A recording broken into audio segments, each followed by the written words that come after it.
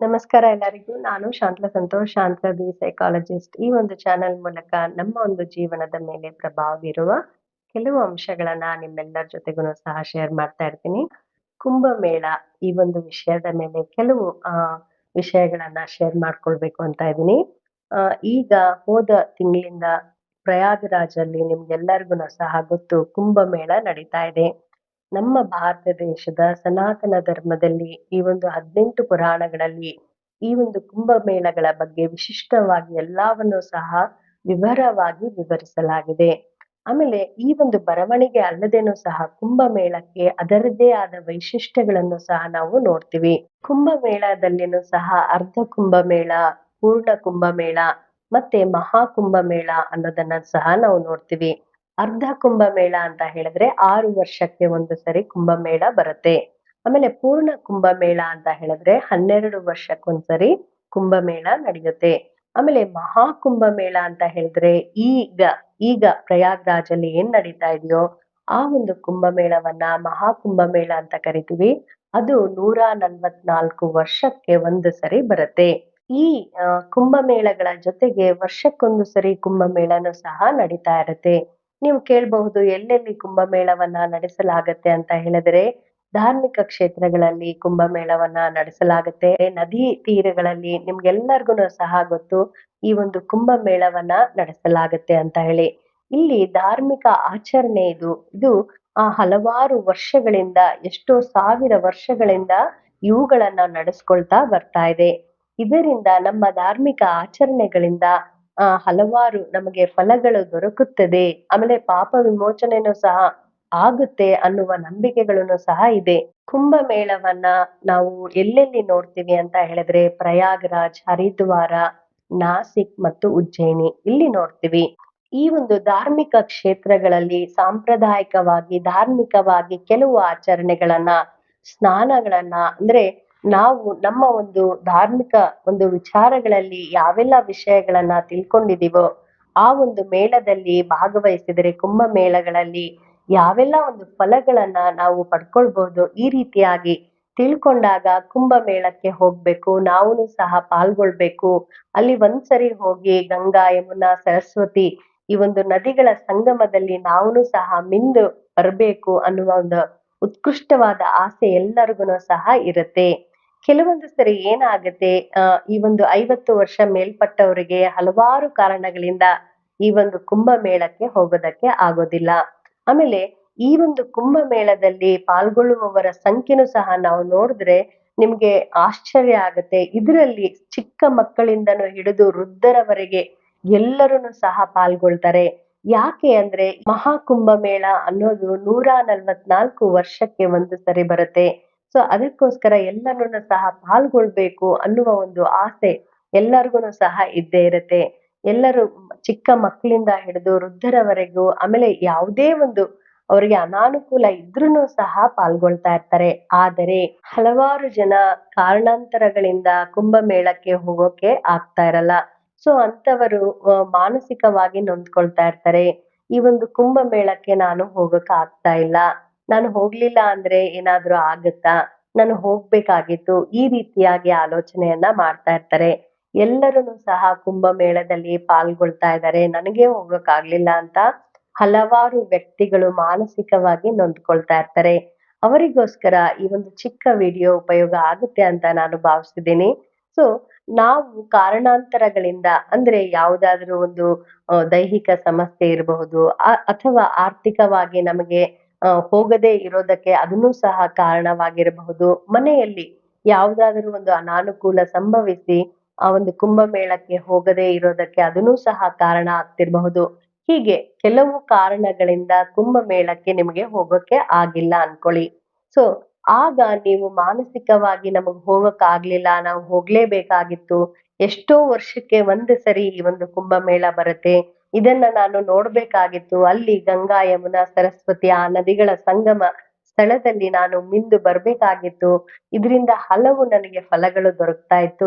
ಈ ರೀತಿಯಾಗಿ ಹಲವಾರು ಜನ ಯೋಚನೆಯಲ್ಲಿ ಮುಳುಗಿದ್ದಾರೆ. ಆಮೇಲೆ ಕಾರಣಾಂತರಗಳಿಂದ ಹೋಗಕ್ಕೆ ಆಗದೇ ಇರೋದ್ರಿಂದ ಮಾನಸಿಕವಾಗಿನೂ ಸಹ ಕುಗ್ಗಿದರೆ. ಕುಂಭಮೇಳಕ್ಕೆ ಹೋಗಲು ಆಗ್ಲಿಲ್ಲ ಅಂತ ತುಂಬಾ ಮಾನಸಿಕವಾಗಿ ನೊಂದುಕೊಳ್ಬೇಡಿ. ನೀವು ಕಾರಣಾಂತರಗಳಿಂದ ಕುಂಭಮೇಳಕ್ಕೆ ಹೋಗಕ್ಕೆ ಆಗಿಲ್ಲ ಅನ್ನೋದನ್ನ ನೀವು ಮೊದಲು ಅಕ್ಸೆಪ್ಟ್ ಮಾಡ್ಬೇಕಾಗತ್ತೆ. ಹಲವಾರು ಜನ ನಾನು ಹೋಗಕ್ ಆಗ್ತಿಲ್ಲ, ನನಗ್ ತುಂಬಾ ಒಂದು ಬೇಸರ ಉಂಟಾಗಿದೆ. ಎಲ್ಲರೂನು ಸಹ ಯಾವುದೇ ಒಂದು ಕಾರಣ ಇದ್ರೂನು ಸಹ ಕುಂಭಮೇಳಕ್ಕೆ ಹೋಗಿದ್ದಾರೆ. ಅವರು ಅಲ್ಲಿ ಎಲ್ಲಾ ಒಂದು ನದಿ ಸ್ನಾನಗಳನ್ನ ಮಾಡ್ಕೊಂಡ್ ಬಂದಿದ್ದಾರೆ. ಅವ್ರಿಗೆಷ್ಟು ಪುಣ್ಯ ಬರುತ್ತೆ. ಈ ರೀತಿಯಾಗಿ ನಮ್ಮ ಹತ್ರ ಹೇಳ್ತಾ ಇರ್ತಾರೆ.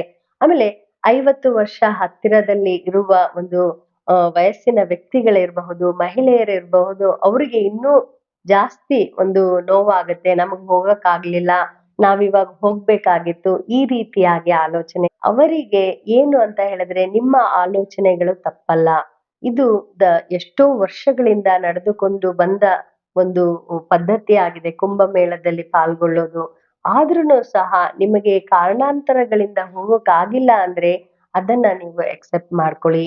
ಅದರಿಂದ ತುಂಬಾ ಬೇಜಾರಾಗಿ ಅದೇ ವಿಷಯವಾಗಿ ನನಗ್ ಹೋಗಕ್ಕಾಗಿಲ್ಲ, ನಾನು ಹೋಗ್ಬೇಕಾಗಿತ್ತು ಅಂತ ಹಲವಾರು ದಿನಗಳವರೆಗೆ ಆಲೋಚನೆಯನ್ನ ಮಾಡ್ತಾ ಇರ್ತೀರಿ ಎಷ್ಟೊಂದು ಜನ.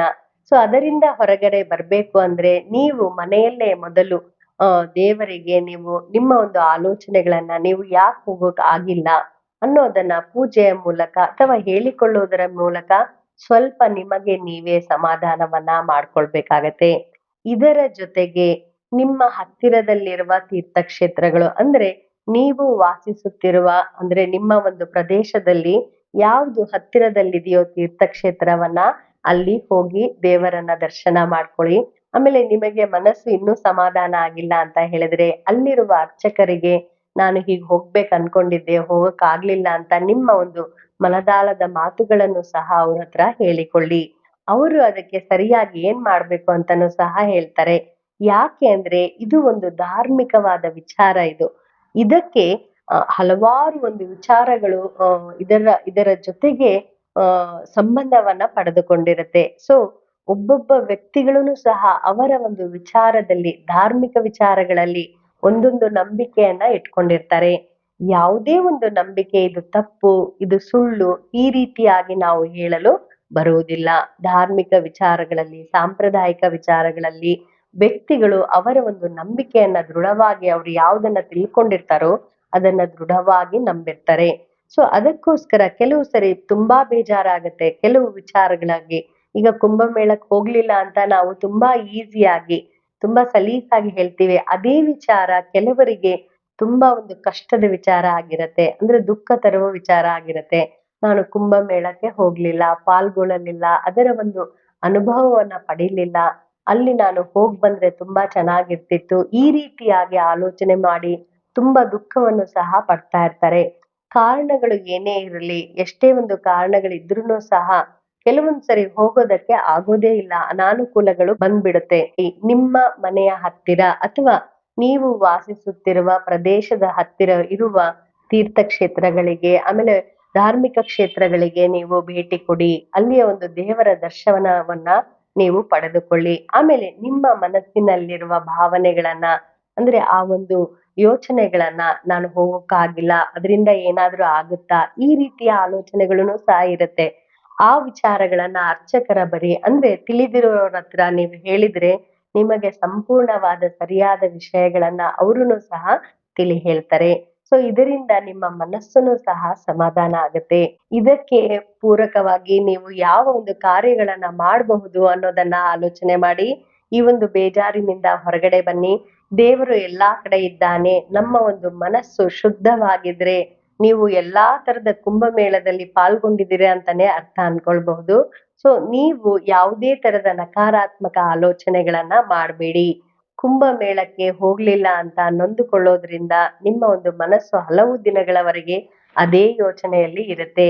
ಸೊ ಅನುಕೂಲ ಆದಾಗ ನೀವು ಹೋಗಿ ಬನ್ನಿ. ನೀವು ಕುಂಭಮೇಳಕ್ಕೆ ಹೋಗದೆ ಇದ್ರೂನು ಸಹ ನಿಮಗೆ ಅನುಕೂಲವಾಗುವ ಒಂದು ಸಮಯದಲ್ಲಿ ನೀವು ಆ ಒಂದು ಸ್ಥಳಕ್ಕೆ ಹೋಗಿ ಬರಬಹುದು. ಇದರಿಂದ ನಿಮ್ಮ ಮನಸ್ಸುನು ಸಹ ಹಗುರ ಆಗತ್ತೆ. ಈ ಒಂದು ವಿಡಿಯೋ ಯಾಕೆ ಅಂತ ಹೇಳಿದ್ರೆ ಹಲವಾರು ವ್ಯಕ್ತಿಗಳು ಕಾರಣಾಂತರಗಳಿಂದ ಕುಂಭಮೇಳದಲ್ಲಿ ಪಾಲ್ಗೊಳ್ಳಲು ಆಗುವುದಿಲ್ಲ. ಅವರು ಮಾನಸಿಕವಾಗಿ ನೊಂದ್ಕೊಳ್ತಾ ಇರ್ತಾರೆ. ನಾನು ಹೋಗೋಕ್ಕಾಗಿಲ್ಲ, ನಾನು ಇವಾಗ್ಲೇ 50 ವರ್ಷಕ್ಕೆ ಬಂದ್ಬಿಟ್ಟಿದೀನಿ, ನಾನು ನೆಕ್ಸ್ಟ್ ಹೋಗೋಕ್ ಆಗುತ್ತೋ ಇಲ್ಲೋ, ಅಥವಾ ಆ ಅವ್ರಿಗೆ ಹೋಗ್ಲಿಲ್ಲ ಅಂದ್ರೂ ಸಹ ಅದರಿಂದ ಏನಾದ್ರೂ ಆಗುತ್ತಾ? ಈ ರೀತಿಯ ಒಂದು ಹಲವಾರು ಯೋಚನೆಗಳು ಹಲವರ ಮನಸ್ಸಿನಲ್ಲಿ ಇದೆ. ಸೊ ಅವುಗಳನ್ನ ನೀವು ದೂರಕ್ಕೆ ಇಟ್ಟು ನಿಮಗೆ ಅನುಕೂಲ ಆದಾಗ ನೀವು ಆ ಕುಂಭಮೇಳದ ಸ್ಥಳಗಳಿಗೆ ಹೋಗಿ ಅಲ್ಲಿ ನೀವು ಮಿಂದು ಬರಬಹುದು. ಇದರಿಂದನೂ ಸಹ ಹಲವಾರು ಪ್ರಯೋಜನಗಳು ಇದೆ ಅಂತ ನಾನು ಹೇಳೋದಕ್ಕೆ ಇಷ್ಟಪಡ್ತೀನಿ. ಸೊ ಈ ಒಂದು ವಿಷಯ ಎಲ್ಲರಿಗೂನು ಸಹ ಉಪಯುಕ್ತ ಆಗುತ್ತೆ ಅಂತ ನಾನು ಅನ್ಕೊಂಡಿದ್ದೀನಿ. ನಿಮಗೆ ವಿಷಯ ಇಷ್ಟ ಆದ್ರೆ ಬೇರೆಯವ್ರ ಜೊತೆಗೂನು ಸಹ ಶೇರ್ ಮಾಡಿ. ಮತ್ತೆ ಮುಂದಿನ ಸತಿ ಒಂದು ಒಳ್ಳೆಯ ವಿಷಯದ ಜೊತೆ ನಿಮ್ ಮುಂದೆ ಇರ್ತೀನಿ. ಅಲ್ಲಿವರೆಗೂ ನಮಸ್ಕಾರಗಳು.